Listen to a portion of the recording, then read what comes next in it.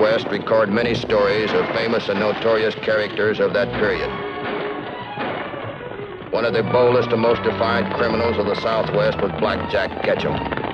By 1897, he and the members of his ruthless gang were wanted in both the United States and Mexico for train robbery, murder, assault, and extortion.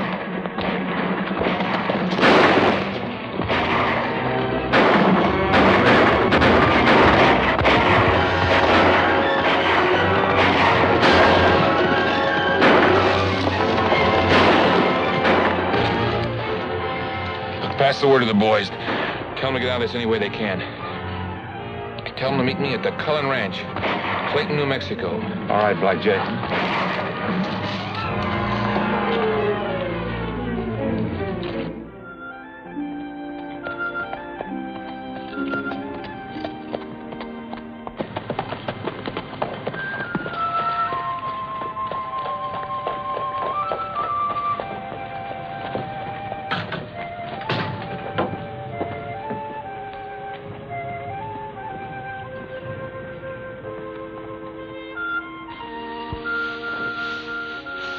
Hello, kid. Blackjack! Well, I haven't seen you in a long time. Where's the rest of the gang? Those that are left will be drifting in pretty soon. What do you mean left? Well, we had a kind of a run-in with the law. I don't think many of the boys got through. Which means you'll be needing new riders. How old are you, kid? Old enough to shoot a gun. I want to ride with you just like Pa did. You're not going to do it, Eddie. What are you doing here? Why don't you leave us alone? Well, I'm going to have to hide out here a few days, and Eddie said that... Eddie's not riding with you. He's my son, and I'm not going to see him shot down and killed like his father was. All right, Mom, go on back in the house. You're only a boy. You hardly turned 18. And I don't hold with thieves and murderers. I figure your boy's old enough to make up his own mind. That's right. I'm tired of doing everything around myself. Besides, there are plenty of things we need around here. Yeah, but not by breaking the law. What did the law ever do for Pa except getting him shot? All right. That's enough woman talk. Now, you're outnumbered and you're overruled, ma'am. You get on back to the house. Not unless Eddie comes with me. Oh, Mom, please. I can have a word with you, Mrs. Cullen. You bring in some wood, Eddie.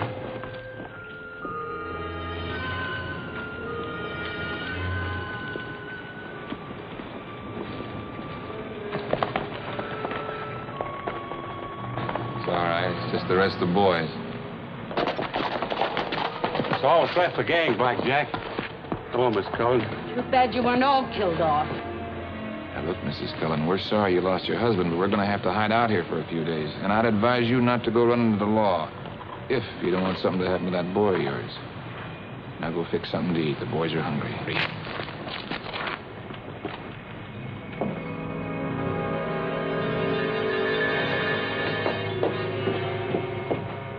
Hey, Blackjack. You hear about the oil strike out in Big Canyon? Yeah, I've been thinking about it.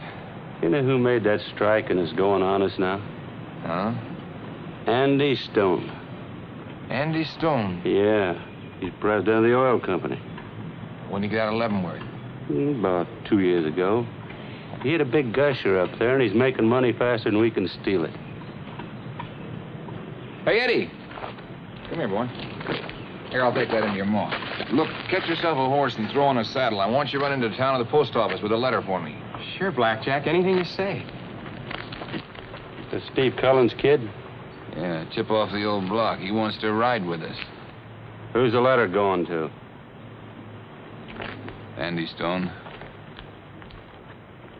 An extortion note sent to an oil company executive named Andrew Stone brought my partner Frankie Adams and myself to Clayton, New Mexico. I'm Matt Clark, railroad detective. We were assigned to the case because the extortion threat was aimed at the oil tankers of the railroad we represented. Bill Joad, the local sheriff, arranged a meeting with the victim of the extortion note. Hello, Sheriff. Hello, Matt. Glad to see you. We've been waiting for you. Frankie Adams, Matt Clark, Mr. Stone, president of the Intercity Oil Company. Glad to know you, Mr. Stone. How do you like that for colossal gall? Either I pay $10,000 to this anonymous bandit, or he blows up your tank cars and my oil. There's two ways to look at a case like this, Mr. Stone.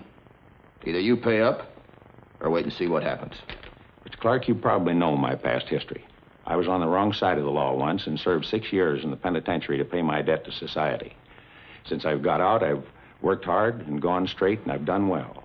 Right now, I control some of the biggest oil fields in New Mexico. I'm not going to pay off to anybody.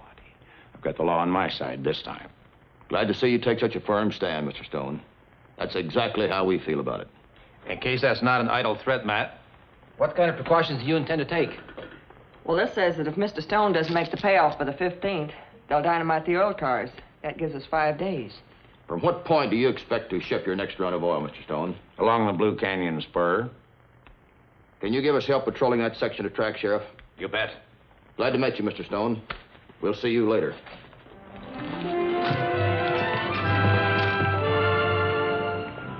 On the day after the threat, Frankie and one of Sheriff Joad's deputies and myself patrolled the country along the Blue Canyon spur.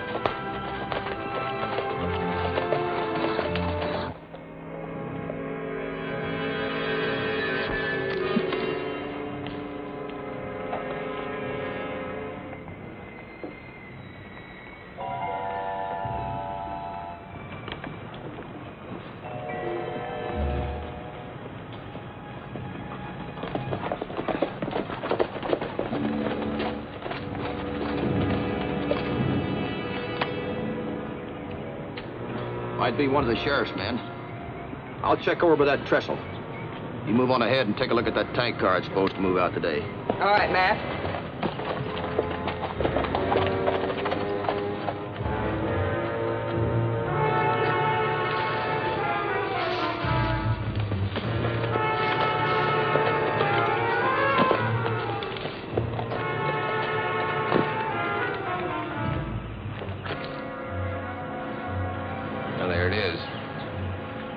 Listen, Blackjack, why don't we wait?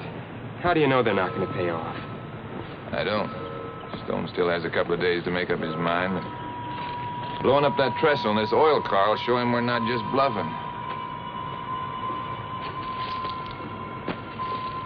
Come on, kid. You release the brake. I'll help you get her rolling.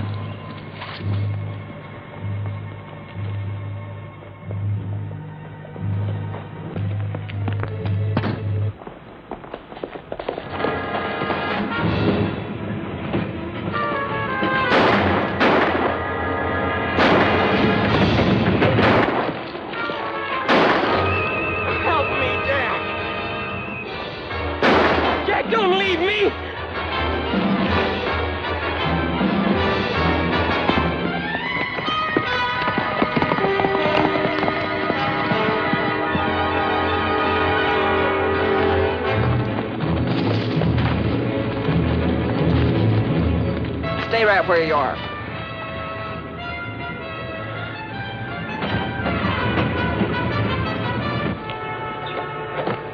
Hey, you!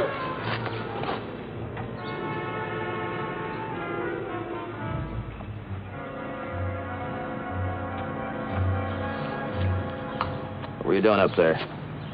Checking the braces. I'm a railroad man. Yeah?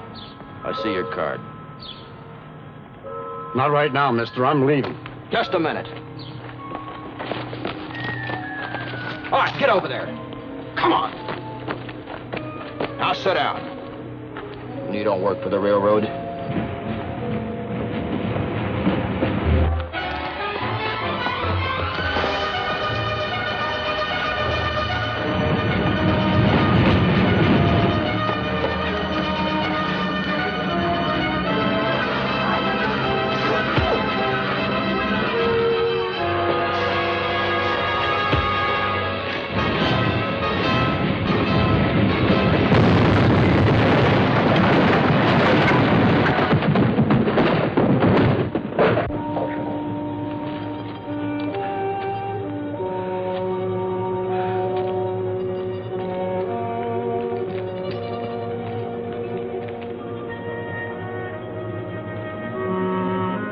The young lad Frankie caught turning loose the oil car was a local boy known to the sheriff. Up until now, the boy had no criminal record. You might as well tell us, Eddie. We'll find out sooner or later. It was a prank, I tell you. I set the car loose on a dare. Who was the man with you? I don't know. You called him Jack. Did I? I call lots of people Jack. It's the way I have of talking to people. Like, hi, Jack. So long, Jack. You know. Well, he's certainly sticking to his story. Let's let him cool off for a while and try later. Come on.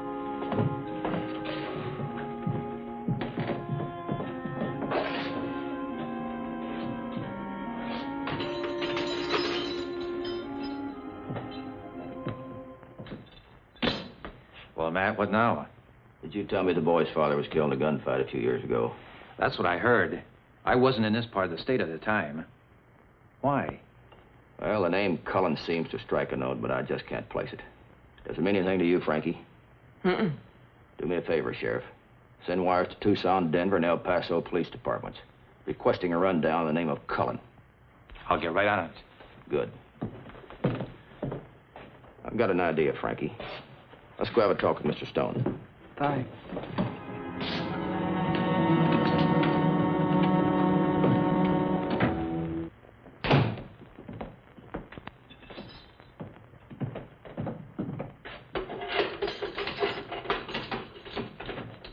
Okay, Eddie, you're free to go.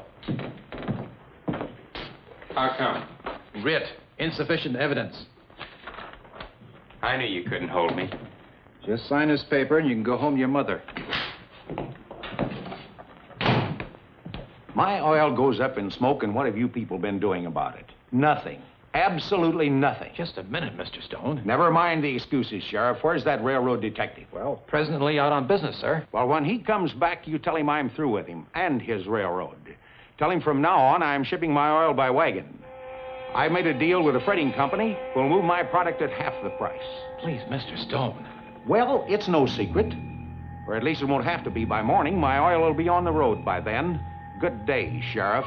And don't forget to give Clark my message. I won't forget, Mr. Stone. Letting you go free, Eddie, is against my better judgment. It's out of my hands. My advice to you is go right straight home and stay there. And keep out of further trouble. Thanks, Sheriff.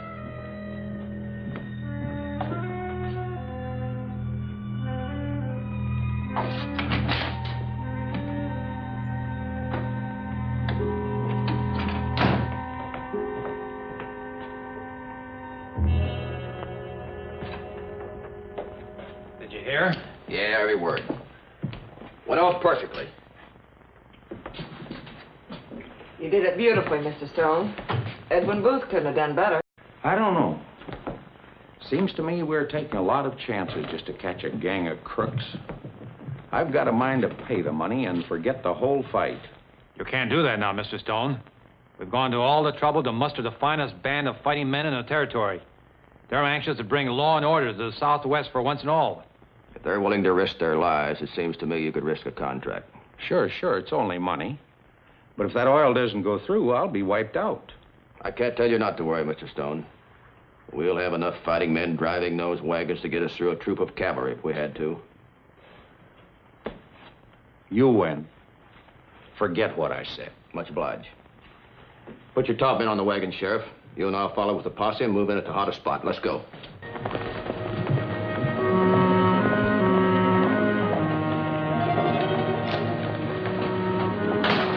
Eddie! Be right there, Mom. What's the idea of leaving me there alone with the law? They let you off, didn't they? Hey, I knew they didn't have nothing to hold you on. Yeah, because I kept my trap shut. I better go and say hello to Mom. Wait here. I heard Stone tell the sheriff something I think you ought to know.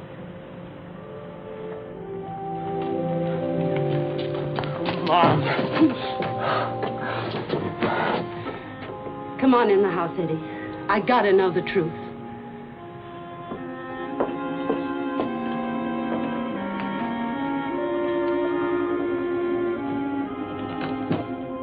Frankie, the oil wagons are all loaded and ready to roll. Now, if that kid runs true to form... Here are the answers on the kid's dad. They all agree that Cullen was a member of Blackjack Ketchum's gang. Matt, do you think Blackjack's been behind all this trouble? Frankly, I don't know why I didn't think of Blackjack before. Extortion is one of his pet schemes. Looks like we flushed out a big bird, huh? About as big as they come. If they snap at our bait, we'll have one of the leaders of the worst gangs in the Southwest. And if it is Blackjack, I'll guarantee you one thing. He'll try to stop those wagons. Let's go tell your men we meet at dawn.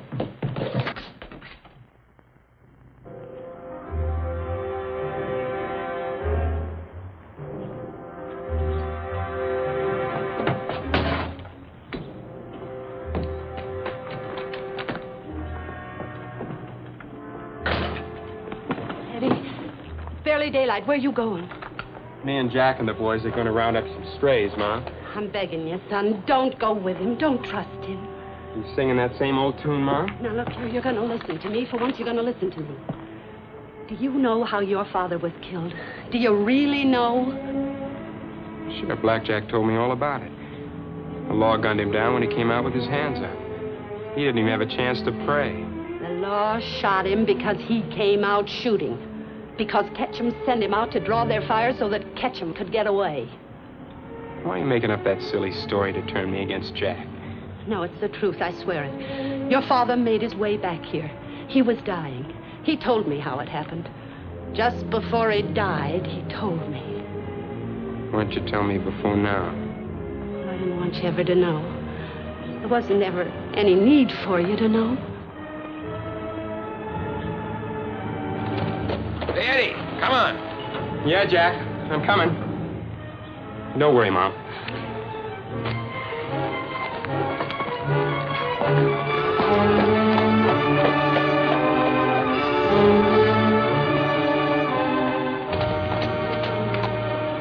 Better, kid, the old lady playing on your heartstrings? That's right. The oil wagons went out on schedule with only the usual mounted guard riding point. The sheriff and I and some of the possemen rode flank, hidden only by the ridge. Other men flanked the wagons on the other side.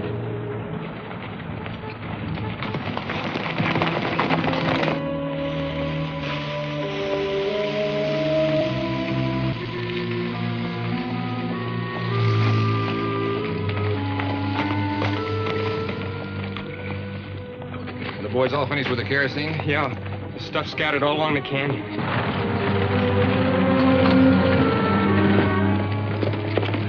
Pile of dust over the hill. I don't want one of those wagons left, understand? You shouldn't have any trouble out of stone after this, Blackjack.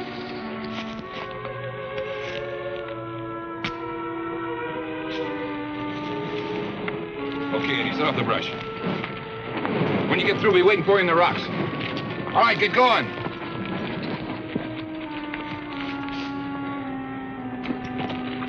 Keep an eye on the kid. If he gets soft, why...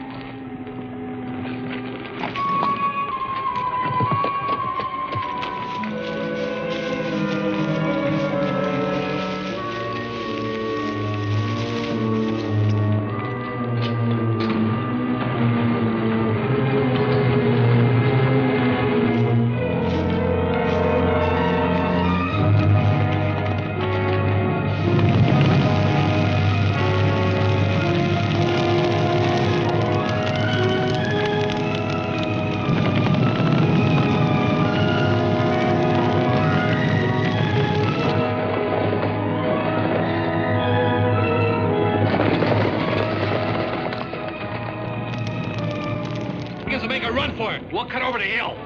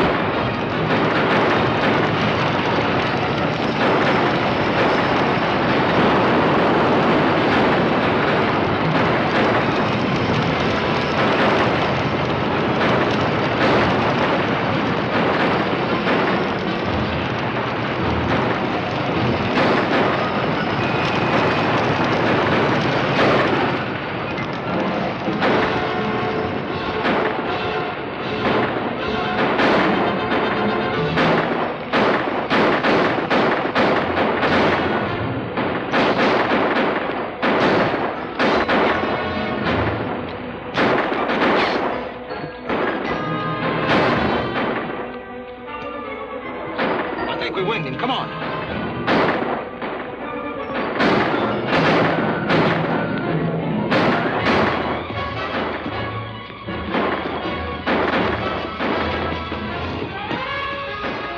We're trapped. It's a dead end.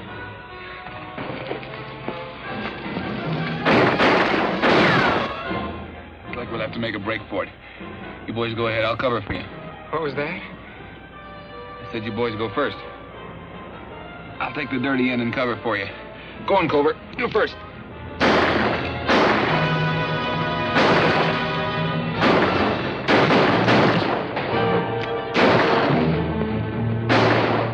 They got poor Couver. Go ahead, kid. You try it. Have you cover for me like you did for him? Like you did for my dad? You run out of here or I'll blow you out. Now move! If we go out, we go together.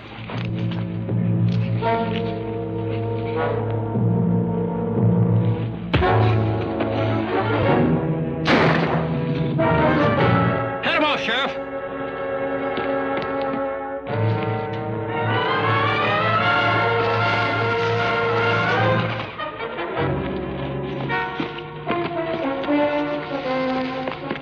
All right, Blackjack.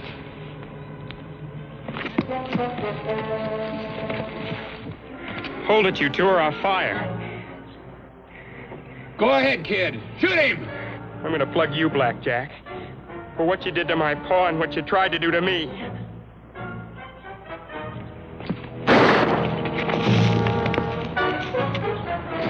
Oh! Get up there. What are you saving him for? Why did you let me kill him? Take it easy, kid. We're saving him for the hangman. I don't know why I ever got mixed up in this. Wish I didn't. Wish it was last year. Guess some kids have to learn it the hard way. It's too bad you had to be one of them. Come on. Come on!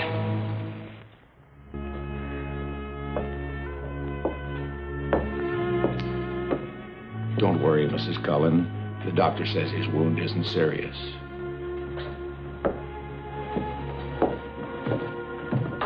What'll they do to Eddie, Miss Adams? I don't know yet, Mrs. Cullen. But he's not really an outlaw. You must know that. He's only a boy, barely 18. A little wild, maybe, but not really an outlaw. He was caught with the outlaws, Mrs. Cullen. Yeah, but he tried to help them. The detective told me that himself. Please, Mr. Clark. You told me that yourself. Can't anything be done? Well, I'm sorry, Mrs. Cullen. Oh.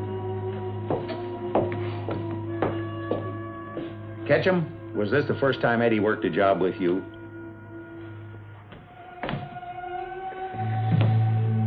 What do you want to know for? Because I know what jails are. If that boy goes to jail, he'll be bitter the rest of his life. Well, that boy is the least of my worries. Let him defend himself. On April the 26th, 1901, in Clayton, Blackjack Ketchum, Will Couver, and the rest of the gang were sentenced to hang for the crime of attacking a railroad, a death penalty in New Mexico. Look, the kid had nothing to do with it. You remember that, won't you? Ketchum, faced with the gallows, had a last-minute change of heart and cleared Eddie Cullen. The boy was released to the custody of his mother until he was 21. So ended a man who, believing that might makes right, finished in an unmarked grave.